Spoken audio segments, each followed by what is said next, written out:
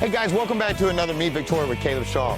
This episode we are at the historic Nave Museum, and I'm pretty excited. They just got in their new Carol Myers Journey exhibit. My buddy John Henry's inside. He's going to give us a tour, and I hear they've got some advanced art classes they're going to let me join. So let's go start the adventure, take a peek inside.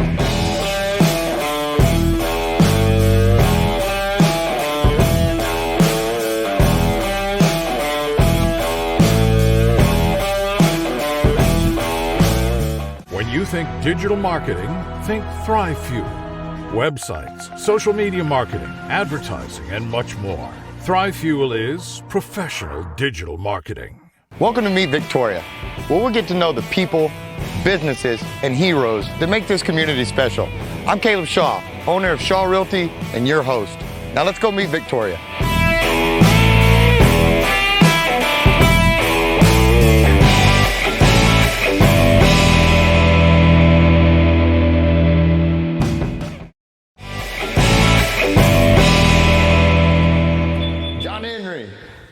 Thanks so much for having us, man. Hey, Caleb. Glad you came. Let me give you an overview and a tour of the museum. So right now we're having our Carol Myers exhibit. She passed away in 2017, so this is the first retroactive exhibit, so it focuses on 6 decades of her work. She was an abstract landscape artist, and she worked in acrylics, watercolors, and a lot of mixed media. So we have the front gallery, all filled with Carol Myers' work. We also have a back gallery, and then we have a mini Royston Nave gallery, and that's who the museum was built in honor of. Awesome. Well, let's go check it out, man. Awesome. Well, come on. So this is our Royston Nave gallery. This is who the museum was built in honor of. Mr. Royston Nave did a lot of oil paintings. So we have 6 of them on display. We have 44 of his paintings in our collection. So we're just really enthusiastic that people get to have a chance to come and see all of Mr. Royston Nave's work. Yeah, this is pretty cool, man. So this is an interesting piece. It's called The Message. It's inspired by the persecution and violence against Christians in South America. There's a lot of hidden message in here. You see right here, she writes, "We will not be silenced." And it's still an abstract landscape, but there's just so much hidden meaning in this painting. Wow, that is pretty deep when you actually start looking at it now that you know a little bit of the history behind it. Wow. And all of these paintings are just different places. So you'll see a lot of New Mexico, Utah, Arizona, also different parts of Mexico. So it's just like if you're traveling all around the world. Yeah, really neat, man. Really neat. So I always see in art movies, you know, what does this piece say to you? Yeah. What does this say to you? It almost looks like musical notes to me. Like that's what I first thought that it was some type of musical piece was my first original thought, and I don't know if I pulled that out because of this or what. But what does this piece say to you? Well, I think you're on a really good track of what it stands, because a lot of them is inspired by music also. So you'll see musical notes, pieces of script music or sheet music that's been layered on here. So Jubilation, she also calls it Ascension. It's a very happy piece, happy music, just something bringing life.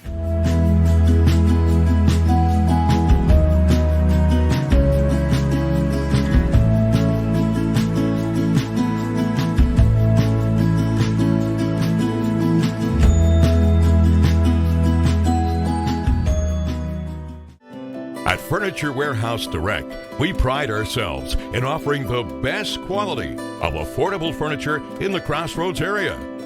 Come inside and shop your favorite brands or order direct from our website. We have multiple financing options to get the furniture you need in your home. Why pay retail? Buy direct at Furniture Warehouse Direct and FurnitureWarehouseDirect.com.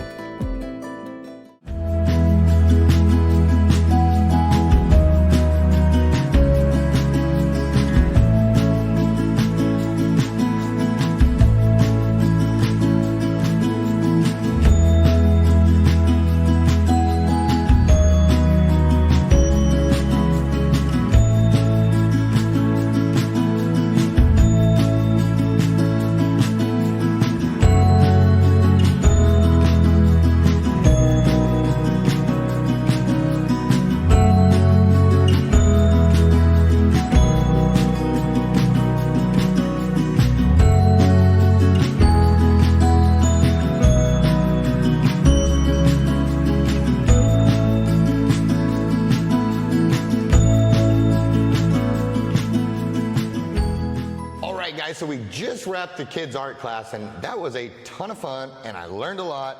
But let me just back it on up and introduce you to the amazing instructor that helped guide me towards this masterpiece. If you would, introduce yourself, please, ma'am. I'm Claire Santillana. Well, Claire, you did a great job today, and let me just go ahead and do my grand reveal here. This was my first attempt at artful masterpiece here, and you know, I'm actually pretty proud of this thing for a first go around here, but this is our original. Tell me a little bit about this painting and the author real quick, and whose work we were trying to make today. So this is by Carol Myers, and she has a lot of really fabulous artwork. I really love her use of color and texture. So we were focused on color today, and I think you did master complementary color there. Well, thank you. And you know, and this was one of these things I told you off camera that, you know, I hadn't talked about mixing colors since I don't even know when, second, third grade, maybe later than that, but instantly, you know, I was marveled at how the kids were so quickly responding to primary colors, secondary colors, tertiary colors. It wasn't just grab your paintbrush and slap a bunch of paint on here and go. What are you trying to accomplish with these art classes? And when you're in here with the kids, I mean, I get that, hey, we're gonna paint something today, but I think it goes a little bit deeper than that. And what's your line of thought when you're going into doing this? Well, I feel like a lot of these schools don't have art, especially with COVID. Art's been taken out just because of safety measures, and they really do need that art foundation. And learning about colors will help them being able to look at artwork, and later when they're learning about artwork, or even in the ads we see, you know, that there's a lot of thought behind those, and all of the elements of art are even in the movies, even in animation, and knowing what goes behind it, maybe they'll be future artists. Maybe that'll be their career. Well, and that's what got me to thinking so much is on the color wheel, the way, you know, the complementary colors, you know, you take those and that makes this, and it was so much deeper than just grabbing a box of paint or crowns and going to town here, and it really kind of humbled me in a sense that, like, okay, I'd forgotten all this stuff, but again, there's just so much more than grabbing a paintbrush and going. There's this deep knowledge of colors and what mixing these colors will bring, and then highlighting that, and then, you know, all of this. And so, yeah, this is just a great thing. And I'll tell you, for the kids, every one of the kids in here was having a ton of fun. They were engaged in it. It's just a great activity. You know, it gets them in here. It's doing something different.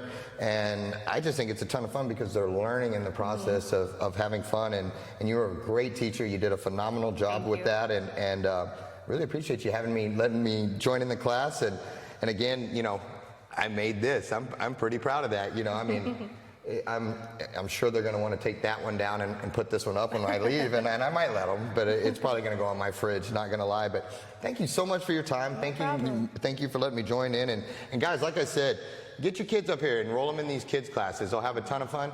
Heck, call them. They'll let you sit in on them as an adult too, and sit in the back and make it, and try to beat mine. See what you can do with it. We'll be right back. From early on, I found a huge love of the outdoors. My favorite part of being a child was going out to my grandparents' ranch, feeding the cows and fishing in the tanks and running through the pastures. There's nothing better than being outside, in my opinion, which is why I love this part of my job so much. Keep me, Corey Urban, in mind when you start looking for that ranch, farm, or recreational property. Give me a call at 361-649-1357. I promise I will find the perfect property to suit your needs. All right, guys, welcome back. Man, we've had a ton of fun today. We got to do the art class. We had the tour. I'm so very grateful, man. I had a ton of fun. For those that don't know you, though, if you wouldn't mind, please introduce yourself and tell us what your role here at the Nave is. My name is John Henry Castillo. I'm the executive director. Good deal. Good deal. Well, man, again, I appreciate you having us. Thank you for the tour and stuff. I like this building, man. This building is cool. It's got a cool feel to it, the big old Greek columns out front. Tell me a little bit about it, man. So there's a lot of history to this building. This building was built in 1932 by Emily McFadden for Royston Nave, her husband, when he passed away. It was built by Adler Ayers, who is a famous architect in Texas, and he built a Roman Greco building. The building was built to house Mr. Royston Nave's paintings, and later became Victoria's first library. It was a library until 1976. And then that's when the Victoria Regional Museum Association took ownership of the building. And since then, we've been a fine arts museum for 45 years. Wow, so this was Victoria's first library. First library. It was the Bronte Study Library, or the Bronte Study Group. They were the first and oldest female literary study group in the state of Texas, and they were able to form Victoria's first library. Wow, that's pretty cool, man. And this is a little bit more than just a normal museum. Talk us a little bit about this. I know one of the big deals is of course the Nave exhibit. Mm-hmm. You know, let's talk a little bit about that. So we have a permanent exhibit for Mr. Royston Nave. We have 44 paintings in total by Mr. Royston Nave. They all have been restored. He worked in oil paintings. He did a lot of landscapes of Texas and different places that he traveled, like Colorado. He also did portraits, which are American realism, and they just look like they were photos. He does an amazing job capturing lifelike images, and he does a lot of still lifes. So we rotate out Mr. Royston Nave's work about twice a year, so there's always something new.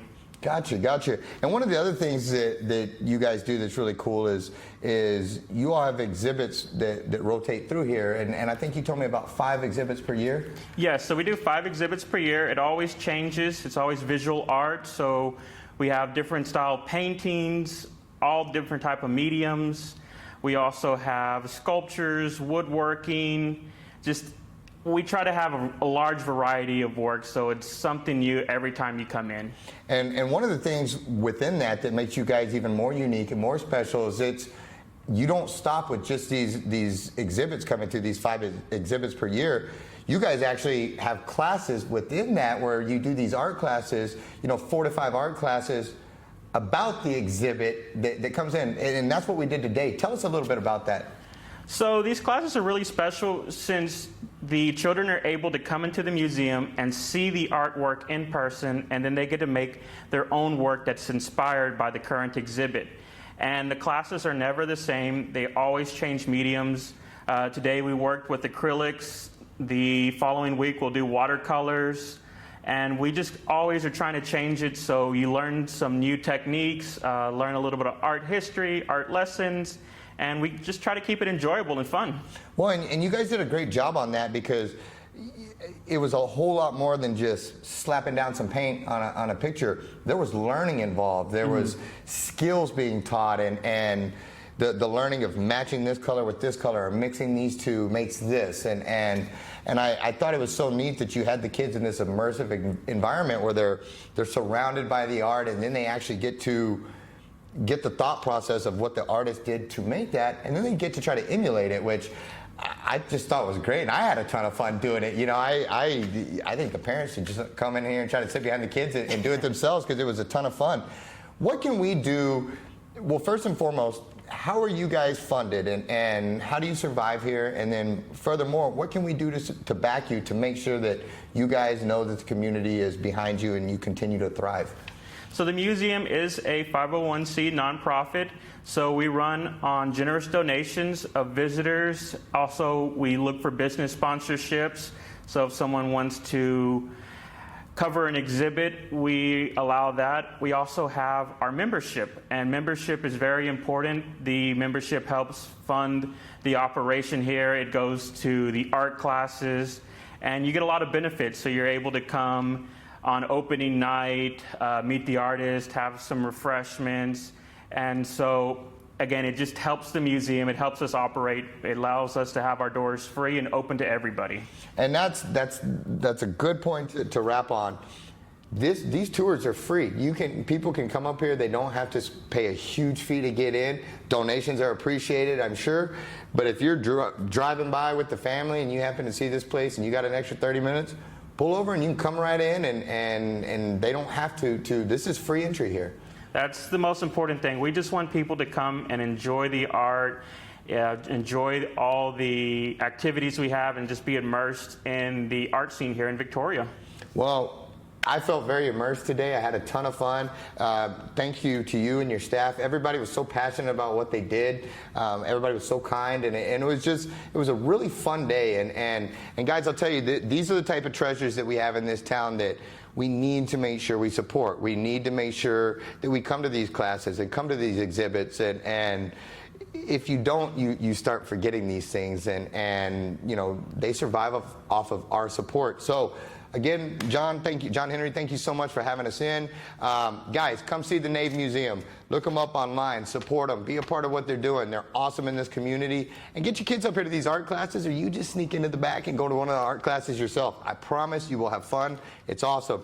Thank you so much for tuning in. Make sure you like, comment, subscribe, put down in the comments how much you like the show, share it with your friends, all that good stuff. And we will see you at the next one. Thanks for supporting us.